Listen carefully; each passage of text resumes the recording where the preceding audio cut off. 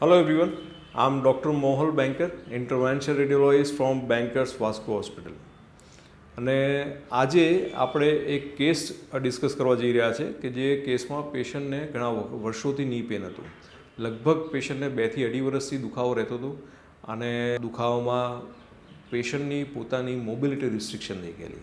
વધારે ચલાય નહીં, વધારે ઊભા રહેવાય નહીં અને સવારે ઊભા થાય ત્યારે થોડો જકડારો લાગે. પછી ડેલી રૂટીનમાં આવો ત્યારે દુખાવો ઓછો થાય, પણ છતાં પણ એ પોતે ધાર્યું કરી શકતા નહોતા.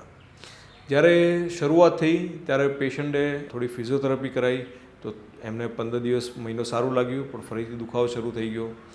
અને અલ્ટિમેટલી લોકલ જે મેડિસિન્સ હોય, આપણી થોડાક બામ હોય અથવા કોઈ જાતની દેશી દવાઓ સજેસ્ટ કરી હોય, આયુર્વેદિક, એ બધું લે એટલે તેમને ટેમ્પર રિલીફ તો થઈ જાય, પણ એ રિલીફ છે એ બહુ લાંબી ના ટકે. 10-15 દિવસ થાય એટલે ફરી પાછો દુખાવો ત્યાંનો ત્યાં. MRI કરાયો તો MRIમાં મિનિસ્કલ ટેર આવ્યું. એટલે જે ગાદી જે આપણે કહીએ ઘૂંટણની ગાદી, એના ગાદીના 2 પોર્શન હોય છે, એક કાર્ટિલેજ અને મિનિસ્કસ.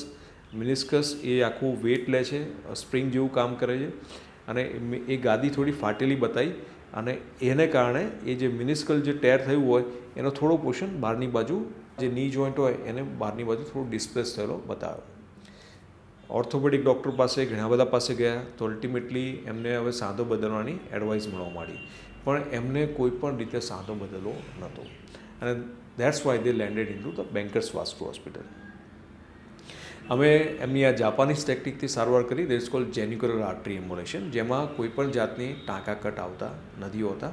અને જેમ એન્જિયોગ્રાફી કરીએ છીએ હાર્ટની, એવી રીતે ગોઠણની એન્જિયોગ્રાફી કરી અને આખી સારવાર કરીએ છીએ.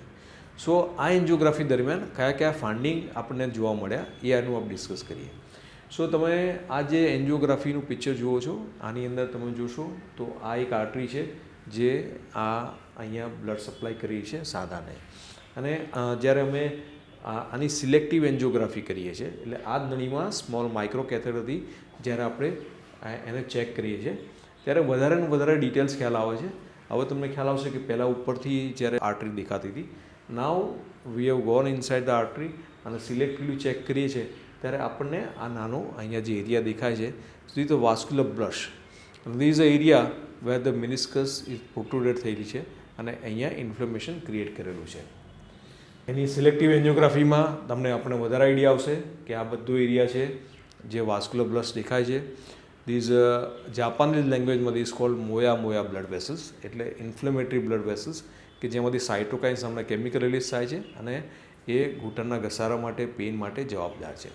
સો once we identify this culprit vessels, કે જે એરિયા છે એને આઈડેન્ટિફાઈ કર્યો, એની અંદર પછી આ સ્મોલ એમ્બોલાઇઝિંગ પાર્ટિકલ ઇન્જેક્ટ કરતા હોય છે. આ એમ્બોલાઇઝિંગ પાર્ટિકલ શું કામ કરે છે? તો આ પાર્ટિકલ એ અહીંયા ઘસારો અટકાવે છે અને સાઇટોકાઇન્સની રિલીઝ અટકે છે, અને એને કારણે જે ઇન્ફ્લેમેટરી એરિયા હોય, જે આપણે આર્થરાઇટિસ કે બાનો એરિયા હોય, એ ફરી એ પ્રોસેસ અટકે છે અને એ tissue comes in normal position, અને એને કારણે પેશન્ટને પેઇનમાં ફાયદો થાય છે.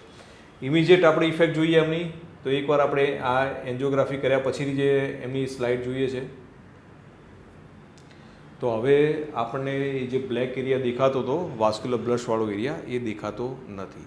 સો પેશન્ટને જ્યારે મિનિસ્કલ ટેર હતું, મિનિસ્કલ થોડી પ્રોટ્રુડેડ થયેલી, એવા પેશન્ટને અમે ટ્રીટમેન્ટ આપી.